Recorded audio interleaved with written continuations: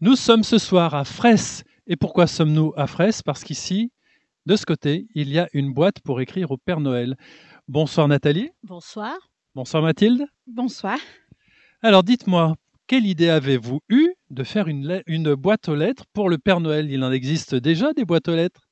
Alors plus ma belle-fille parce que j'ai des petits-enfants et la première année de ma petite fille qu'elle a eu, sa première lettre, ma belle-fille a été très déçue de la réponse.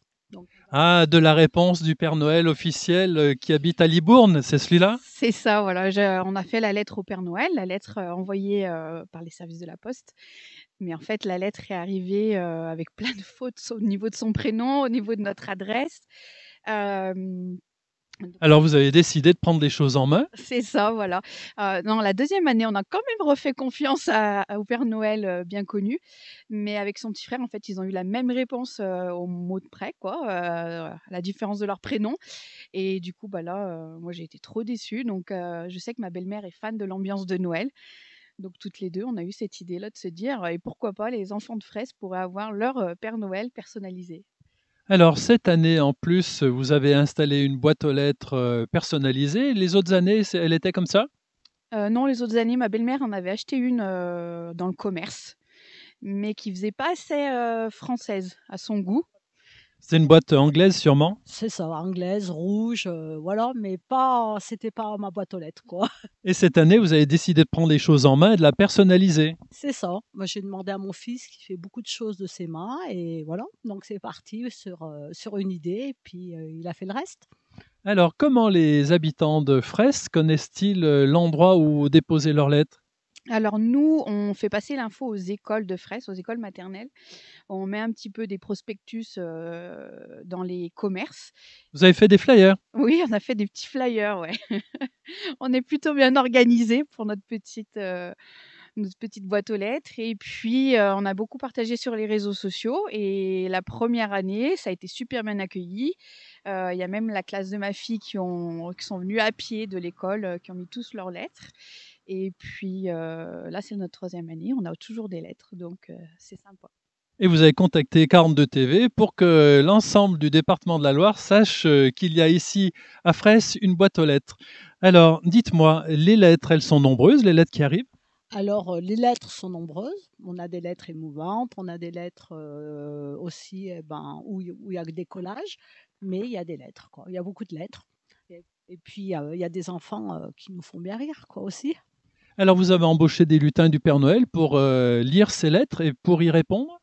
C'est ça, on se transforme un petit peu, quand on fait nos après-midi, réponses aux lettres et puis on devient un petit peu les lutins du Père Noël, sur Fraisse et puis on répond, même sur, là, cet après-midi, à une école de Saint-Étienne.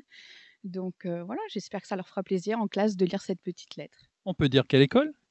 Là, c'était l'école maternelle de Solor qui nous avait écrit, donc je sais pas si la maîtresse attend à avoir une réponse, mais en tout cas, elle l'aura. Alors, comment vous rédigez vos courriers?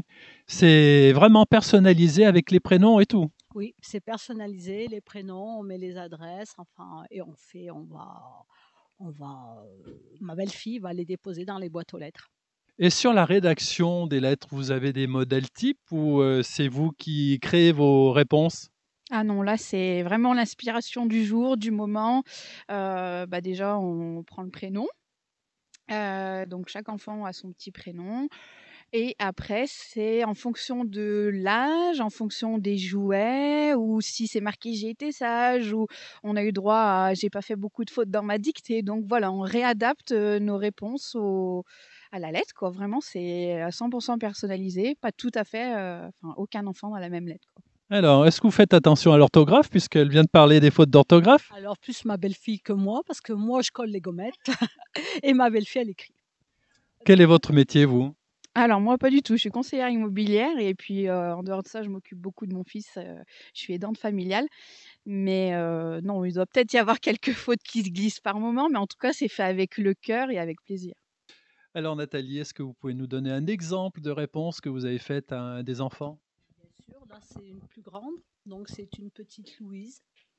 Donc là, c'est marqué: «Chère Louise, j'espère que tu vas bien et je compte sur toi pour continuer de faire de bons efforts à l'école et sur les dictées.